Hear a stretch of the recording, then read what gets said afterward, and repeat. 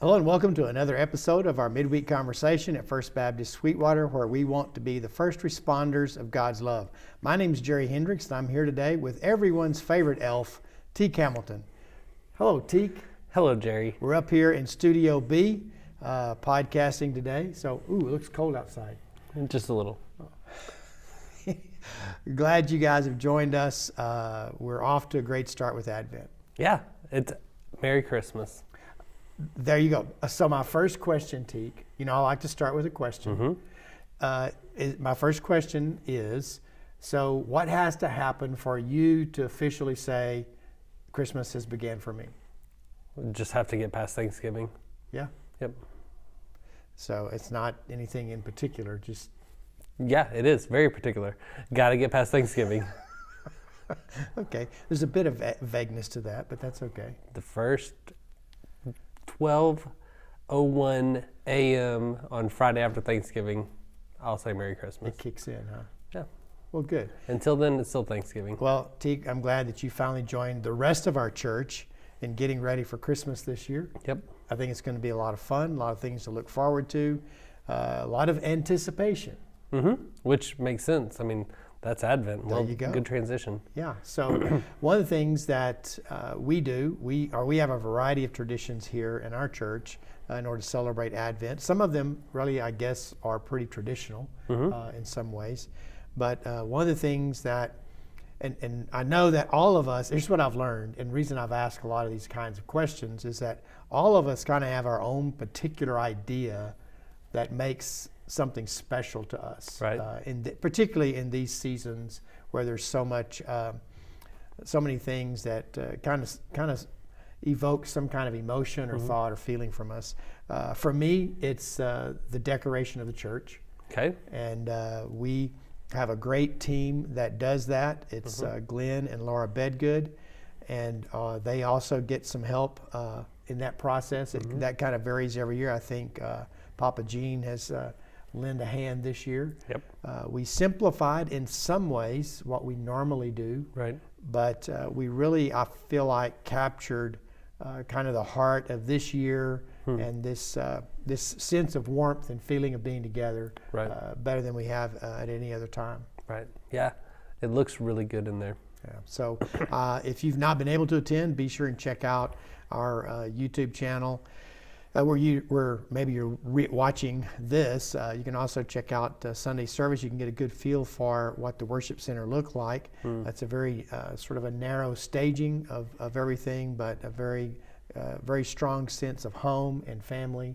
And along with that, we think of church home and church family. So.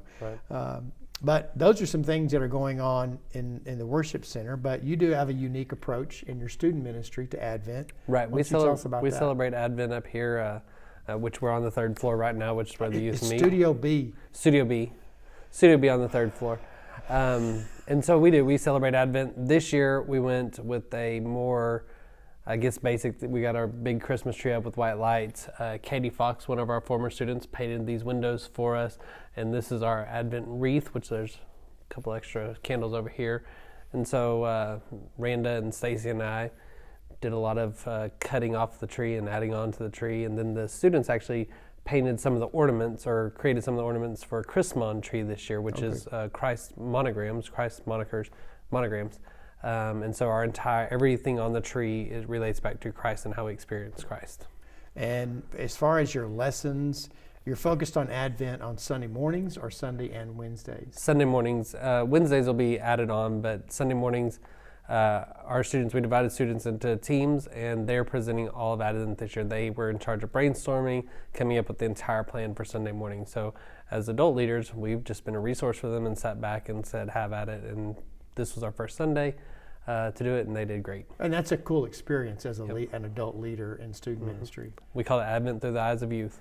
Oh, cool. And so it's been really good so far, one weekend. I noticed on our Facebook page, there was a neat quote from one of the students. That was Katie. Teachers. She was the one that lit the hope candle and was talking about hope and how Isaiah brought hope and continues to bring hope today. Yeah. So this is fun. This is a beautifully decorated room and suiting for for students and for Advent. Then in the church, we will have poinsettias in the foyer. We've got colors and decorations all over the place in a different way. But the thing about Advent is, and we talk about this probably every year, that it's relatively new to the both of us. Right. As far as leading a church through these experiences. Right. My first experience was at Cross Point. And so that's that's probably 2006 now, Christmas 2006 or 2007, something like that. So that's relatively new as far as the leading side. My grandmother went to Episcopal Church, and so I remember her talking about Advent and things like that. And we've always done the Advent calendar and things like that at home. So, and a lot of people are familiar with the Christmas Eve candlelight service, and that's actually a part of the Advent experience or Advent calendar and the process that you go through. But this Sunday we looked at a passage in Isaiah, and then I believe in our reading we also included the gospel passage there. But it's the passages on this first week deal or kind of help set the stage for us in terms of being prepared and helping create that spirit of anticipation in our Advent experiences as we look forward to the birth of Jesus, and then also consider the second coming of Christ.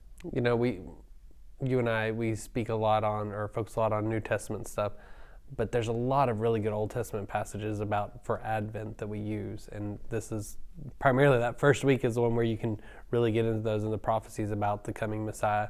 And so that it is fun to go back and look at those and to see, or to think about it from the eyes of people who still had to wait, 800 years? Yeah. 700-800 years? Yeah, it was a part of prophecy and a part of their forward thinking and forward hope. And of course that moves into the different themes that we have throughout the Advent season. Yeah. But it's definitely something that I think helps us. For me, it even helps me examine my faith as I try to spend some time reflecting on the last year. And part of what we've done this year in our fall series is that we've kind of let the calendar rhythm speak into our own rhythm, or at least recognizing it, because I do talk a lot about that and acknowledging that. But one of the things that I picked up on this year was just how we're really already prepared for that first Sunday of Advent because of Thanksgiving. Right. And so when we this year bookend that with Advent on the Sunday after Thanksgiving, and then had communion and at the table, that celebration, that pre-Thanksgiving celebration here at our church, I felt like it was a good way for us to kind of get in touch with our own faith and put it in a place of reflection and thought. Go ahead. Well, you talked about we did communion prior to Advent, which I've probably said it 1,000 times, but I like having it there so that you don't do it during Advent, because that's death and resurrection. This is birth, and I love that. And part of the Christmas tree is that there's these symbols for Jesus, and we talked about in the student ministry about if you want to put a cross on it, that's okay. Just understand that I will look down on you for that. So, right. Well, and again, you and I, the other word that you and I talk about, and I think goes with the sense of anticipation, is wait.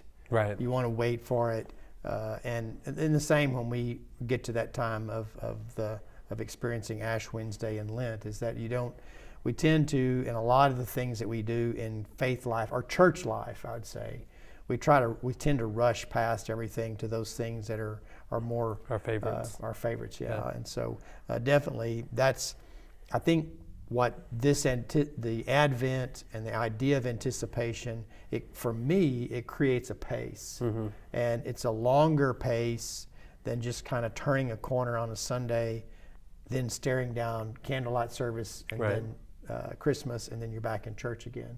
Right. So it's a good time to begin. It's almost like Lent. It's a good time to begin a habit in that waiting, and practice that. We do a lot of Advent devotionals at this time, and so that idea of getting into the rhythm of doing that. And sometimes those things will stick and become a pattern for your life. Well, and one of the things that I mentioned Sunday, and I've started sharing with folks this practice of remembering that Sunday was the start of the Christian calendar. Right. That liturgically, that's where the calendar starts for us. Mm-hmm. And so if you follow the lectionary like we follow it to a point, Right. That's where everything begins. So Mm-hmm. we start, I believe, season B this year. Right. And 'Cause it's there's three a of them. 3-year rotation. And so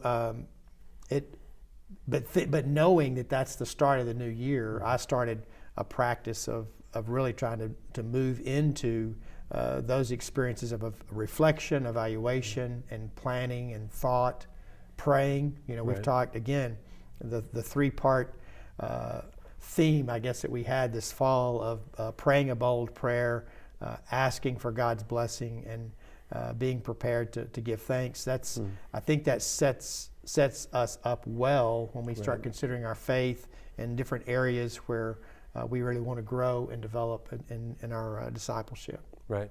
Yeah. This is one of those easy times of year to do that also, to talk about those things, because for some reason I think we're more open to hearing those and to trying something new at this time of year.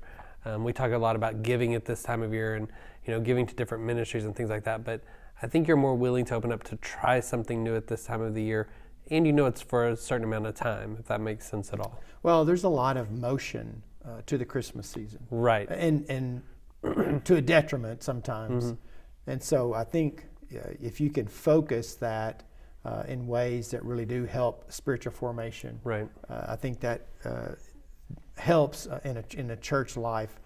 Whereas you get close to Resurrection Sunday, that's a whole different feel Right. and approach to what we do. And we love both of those seasons, Mm-hmm. and what that experience brings us through and leads us up to, and then confronts us, I guess, Yeah. as we think about that. But a couple of things coming up that we do here, or we have done for the last few years, is this Sunday our children will be presenting a musical for us. And I'm quoted, I think, as to saying that Christmas is all about the music, and I think music is important. Yep.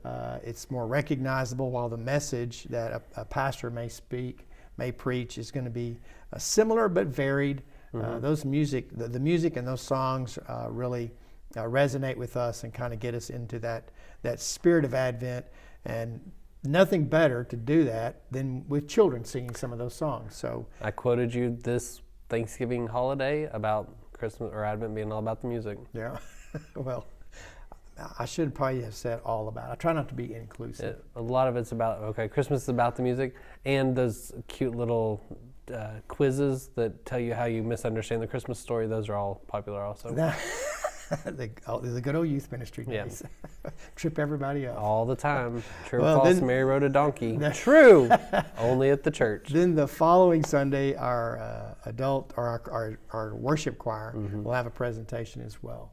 That'll So- have some acting in it also. All right, so we're telling the story in a variety of ways, hoping that everyone can find one way or many ways to connect with God's story in the birth of His Son Jesus. So hope that you can join us this week, whether you're joining us here live at 10:30 at 213 East 3rd, or you on our live stream on Facebook or YouTube. We look forward to seeing you this Sunday. See you then.